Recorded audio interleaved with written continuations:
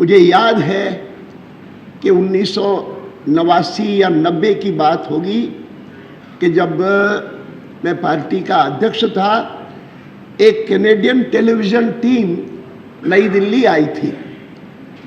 मुझसे भेंट वार्ता करने के लिए मेरे अशोक रोड के कार्यालय में आई और आकर के उन्होंने कहा कि आपका इतना अनुभव है भारत के लोकतंत्र का, स्वतंत्रता प्राप्ति से लेकर के आज तक का, हम आपसे जानना चाहते हैं कि जहां दुनिया भर में जो भी विकासशील देश थे और उन्होंने साम्राज्यवाद से मुक्ति पाने के बाद लोकतंत्र अपनाया, लेकिन अधिकांश देशों में लोकतंत्र किसी न किसी प्रकार से विसर्जित हो गया। कहीं पर सैनिक शासन आ गया, कहीं पर और प्रकार का कोई अधिनायकवादी शासन आ गया। अकेला आपका देश है कि जहां पर यह आज भी सजीव है, आज भी सफल है और आज भी भविष्य अपना उसके आधार पर भी करने का निश्चय रखता है, संकल्प करता है। क्या कारण है?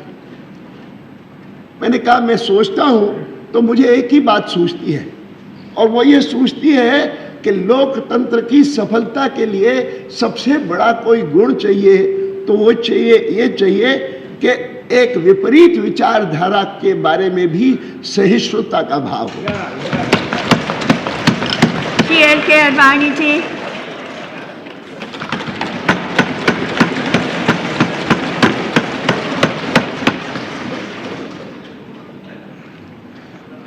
महोदया,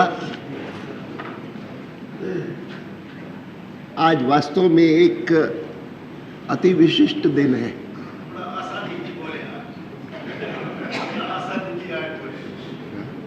मैं समझा नहीं।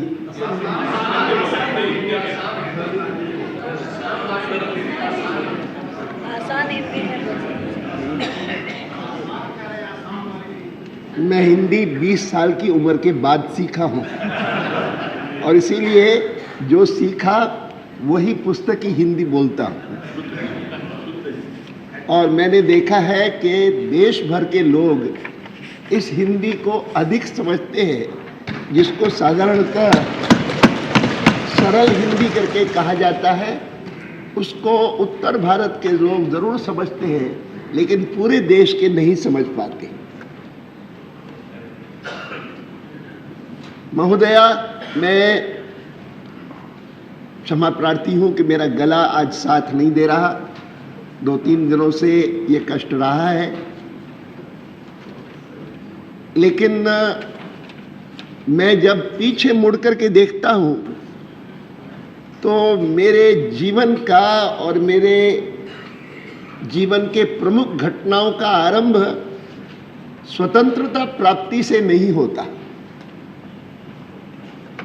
अंग्रेज का शासन मैंने देखा और वो जीवन के आरंभिक 20 वर्ष मन की एक ही इच्छा रहती थी कि इस साम्राज्यवाद से मुक्ति कब हो, कैसे हो।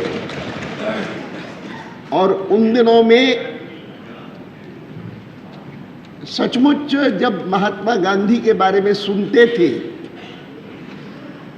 या उनको 2-1 बार देखने का भी अवसर मुझे कराची में आया, बाद में यहाँ आने के बाद आया, तो सचमुच लगता था कि ऐसे महामानव बहुत विरले ही विश्व में पैदा होते हैं।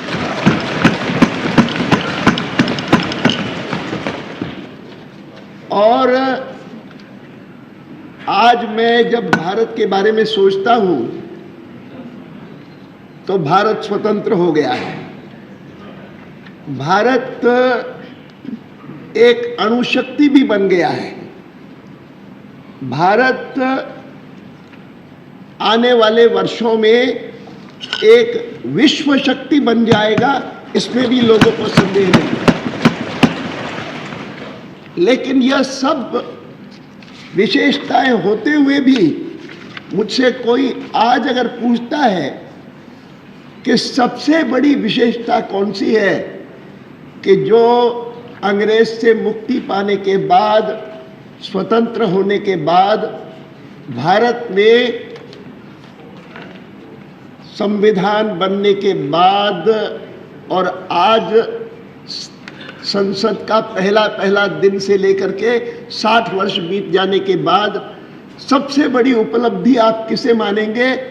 तो मैं कहूँगा जिस कारण से आज हम ये दिन मना रहे हैं कि भारत एक महान और सफल लोकतंत्र बना है, इस उपलब्धि को मैं सबसे बड़ी उपलब्धि मानता हूँ। उन दिनों में कोई देखे कि जब भारत ने 1950 में लोकतंत्र अपनाया तो विदेशी विद्वानों ने कैसी कैसी टिप्पणियां की कि यह देश लोकतंत्रीय देश बनेगा। और मैं किसी को कोट नहीं करता हूं, लेकिन वहां के बड़े बड़े विद्वानों ने भी कहा कि जिस देश में करोड़ों लोग अपना नाम नहीं लिख सकते, अगर किसी दस्तावेज पर हस्ताक्षर करते हैं तो अंगूठा लगा करके अपना हस्ताक्षर करते हैं, वो देश लोकतंत्र कैसे बनेगा? वह देश सफल लोकतंत्र कैसे बनेगा? यह आशंका प्रकट करने वाले, अनास्था प्रकट करने वाले बहुत सारे लोग थे और आज उनकी सारी अनास्था को, अविश्वास को झुटलाने वाला यह देश गर्व के साथ कह सकता है कि हमने 60 साल तक इस देश को एक सफल लोकतंत्र बनाए रखा, जिसको मनाने के लिए आज हम इस 13 मई को यह विशिष्ट अवसर बना रहे हैं।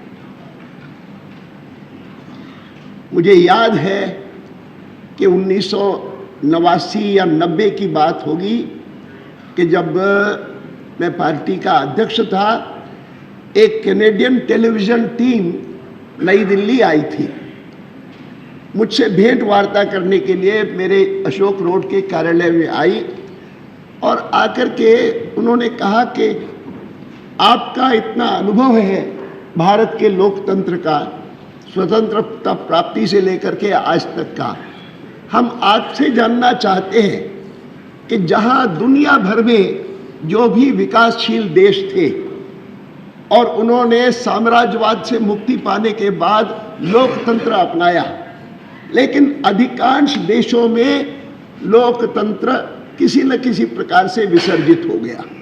कहीं पर सैनिक शासन आ गया, कहीं पर और प्रकार का कोई अधिनायकवादी शासन आ गया। अकेला आपका देश है कि जहां पर यह आज भी सजीव है, आज भी सफल है और आज भी भविष्य अपना उसके आधार पर भी करने का निश्चय रखता है, संकल्प करता है। क्या कारण है?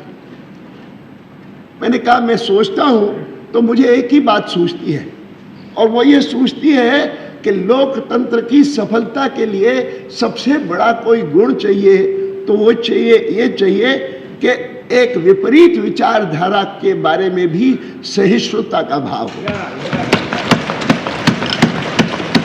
लेकिन मैं इस बात का गर्व करता हूं कि हमारे यहाँ पर विपरीत विचारधारा के लिए या विचार के लिए केवल सहिष्णुता का भाव नहीं होता है, आदर का भाव होता है। और यह आदर का भाव मैं उदाहरण के रूप में कहता हूं कि असहिष्णुता सबसे अधिक किसी क्षेत्र में होती है तो वह रिलीजन के क्षेत्र में होती है, पंथ के, मजहब के, इन क्षेत्रों में होती है। और उस क्षेत्र में दुनिया भर में तो साइंटिस्ट को भी और इंक्विजिशन के सामने लाया गया कि तुम जो बात कह रहे हो वो धर्म ग्रंथ में नहीं लिखी है, इसीलिए तुम्हारा ट्रायल होगा। हिंदुस्तान में ट्रायल तो छोड़िए, एक ऐसा विचारक था जिस विचारक ने कहा कि ये जो आपको कहते हैं कि अच्छा आचरण करो तो अगले जन्म में उसका तुमको पुण्य मिलेगा, ये पंडित बेकार बात करते हैं, आप फिक्र मत करो उनकी, और आप खूब खाओ पियो मौज करो, ईट ड्रिंक एंड मेक मेरी। और उसका चार्वाक का प्रसिद्ध वाक्य है, यावत जीवम सुखम जीवेत ऋणम कृत्वा घृतम पिबेत, ऋणम कृत्वा घृतम पिबेत, अर्थात कर्जा लो और घी पियो। इन वेस्टर्न कंट्रीज में कभी इसको सुनाता था, मैं उनको कहता था he was not talking of credit cards. ऋणम कृत्वा घृतम पियो पिबेत भस्मीभूतस्य देहस्य पुनरागमनम कुतः। यह देह तो भस्म होने वाला है, यह सोचना कि अगला जन्म आएगा, कुछ नहीं आएगा, बेकार बात है। और यह कहने वाला चार्वाक, उसको इंक्विजिशन के सामने नहीं खड़ा किया, उसको ऋषि चार्वाक कहा। अर्थात सहिष्णुता नहीं, लेकिन आदर का भाव।